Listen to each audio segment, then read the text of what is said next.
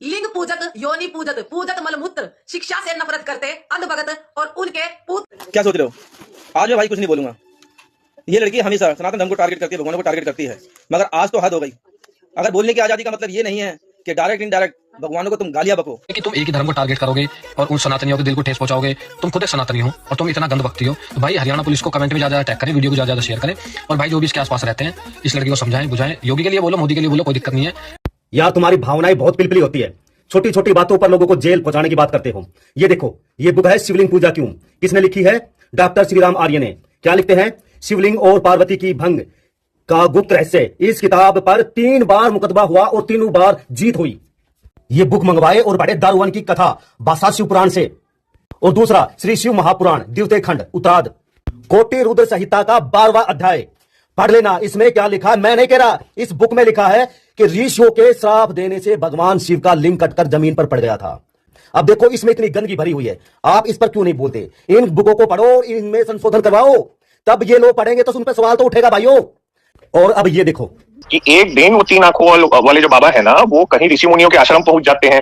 उनका लिंग जो है वो उत्तेजना के भाव में रहता है, ठीक है। तो वो जो ऋषि मुनि है, उनकी जो औरतें हैं वो वहां पे सब घूमती रहती हैं। उसमें से कुछ औरतें आके उस उत्तेजित लिंग के पास में बैठ जाती हैं। चले गए मगर बाकी के लोग तो सुनेंगे ना, तो उत्तेजित लिंग के पास आके बैठ जाती हैं, ठीक है। और कुछ औरतें डर जाती हैं, लेकिन वो जो ऋषि मुनि होते हैं उनको बड़ा क्रोध आ जाता है कि ये आदमी अपने उत्तेजित लिंग को लेके यहाँ आ गया, तो वो उस उत्तेजित लिंग को काट देते हैं। लेकिन कहानी के बाद और फिर यहाँ से एक रोमांचक मोड़ ये लेती है कि वो जो लिंग है वो इतने गुस्से में आ जाता है कि उसके लिंग के अग्रभाग से आग निकलने लगती है, और वो पूरे जो सृष्टि है को आग से विनाश करने लग जाता है। अनसाइंटिफिक। अब भाई सृष्टि का विनाश हो रहा है, मतलब आप नहीं आप ये सोचो ना, वो जो लिंग है वो उत्तेजित लिंग उछल कूद मचा रहा है इधर से उधर, समझे, और उसके अग्रभाग से आग फेंक रहे हैं, वो ज्वाला ही निकल रही है, एकदम सृष्टि विनाश की तरफ जा रही है। अब जो ऋषि मुनि है वो भी परेशान, यार ये क्या हो गया, एक उत्तेजित लिंग इतना उत्पात मचा रहा है। तो ब्रह्मा जी के पास जाते हैं, तो ब्रह्मा जी बोलते हैं भाई वो शिव जी का लिंग था जिसको काट के फेंके हो तुम लोग, अब तुम्हारी जो सहायता है वो पार्वती जी ही कर सकती है।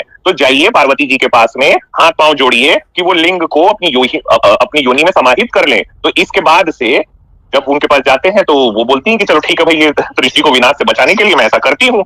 और उसके बाद से आज जिस रूप में शिवलिंग की पूजा की जाती है उसमें आप नीचे का देख लीजिए, जो नीचे वाला भाग है वो पार्वती की योनि है, ऊपर में निकला है वो जो उत्तेजित जो लिंग को काटा गया था। अनसाइंटिफिक। और बोलो स्त्री और पुरुष दोनों का।